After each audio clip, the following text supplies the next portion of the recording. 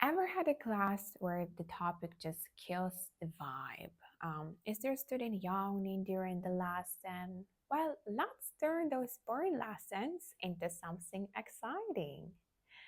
Is that what you expect to hear? Like for real? Well, you won't. Today, I'll only give you a reality check and you might not like it. Your student isn't bored. He can't be bored. He might be tired. He might struggle to express his opinion. He might be even distracted by his private stuff outside the class. But bored? That's on you. If your student is bored, that's the result of poor planning, not understanding his needs, and let's be honest, indifference to his progress, especially if you're teaching him properly, where the student tells you what he needs from the start. So here is how it works. When a student books a trial lesson, he fills out a form about his learning preferences. And that form is basically a blueprint handed to you on a silver platter. Like you take it, use it, and it might look like this or like this. So, based on that information, you should create lessons that will match your students' learning goals and needs. So, you choose a topic for a trial lesson that relates to what he wants to learn, and you design the trial lesson in order to convince your student and prove that you can improve his speaking skills in the exact areas he cares about. So once he subscribes, you don't just teach English, you also keep designing lessons that mirror, for example, person's responsibilities, some situations, workplace situations, if we talk about business English, and challenges that he faces every day. If it's, for example, learning English for immigration, something like that. For example, Vitali wants to get better at managing teams. So that's your cue. You don't put out a random article or a generic topic, generic discussion. You create a real life scenario around leadership, motivating people, delegating, and resolving those workplace conflicts. That's how Vitali won't be bored. That's how you'll keep him engaged because the lesson will actually match his needs and he will definitely be focused. That's simple.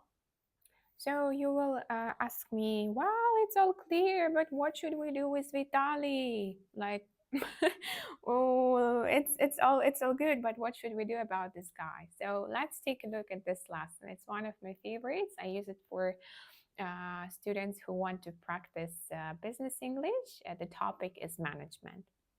So here's the thing, it's only one PDF file, but you can use it actually during 2 or 3 lessons because it's packed with real life questions and activities that keep students talking non-stop. So with Vitali, I would take exactly this lesson topic and we would start with simple question like, tell me about your average day as a manager. And then we would dive deeper. Like I would ask him what are the most important responsibilities of being manager, like what mistakes do managers make. And of course, we would get into some controversial statements to spark a real debates. And as you can see, this lesson, it's not like a textbook. These are the kinds of questions that make students stop, think, and really speak.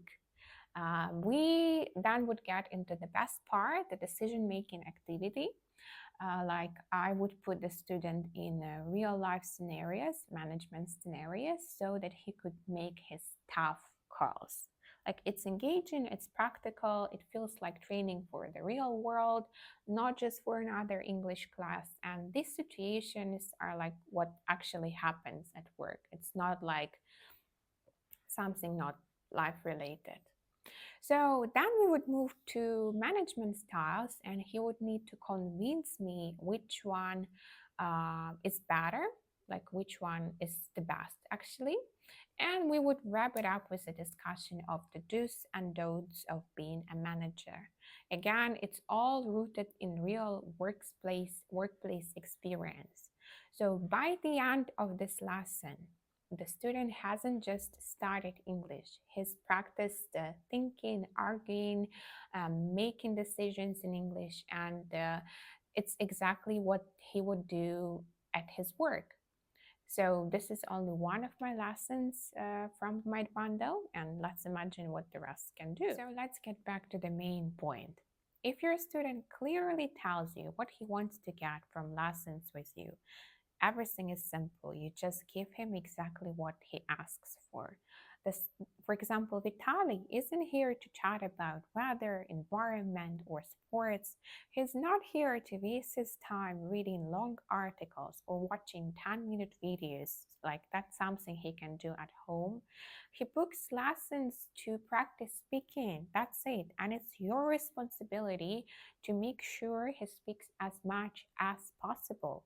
So even if you teach grammar, let's say second conditional, you need to make sure it's workplace related. So you should not ask questions like, what would you do if you had a private chat? Instead, ask, what would you do if one of your subordinates missed a deadline? Or what would you do if the client didn't like the product, something like that. So that's the kind of practice that makes sense for him. And when the content is relevant, the student will never be bored. And one more thing I want to mention is you have to show genuine interest. So it should never feel like, yeah, another question, like, I got you. Like, either you work with the PDF file that I have shown you, or you have your own, like, your own materials. Your students should never feel like you're here just to ask another question, because if you are not interested in what they're saying, like why should they bother answering you? Like, believe me, they can tell, they know if you like truly care about their progress, or if it's just a 50-minute sprint for you with no real concern for how they'll perform at work. Like, they know it, and you know it, and you better always show the genuine interest, because other way it's not going to work. So yeah, if you watch this video up to this moment and you still have a question how to make boring topics fun for ESL students, the answer will be simple. Like, just don't choose boring topics, don't use them in class. Instead, design lessons that actually matter, lessons that inspire, lessons that give your students tool to succeed, and lessons that make them feel real progress every single time they show up. Because at the end of the day, if the topic matters to your student, it's never boring.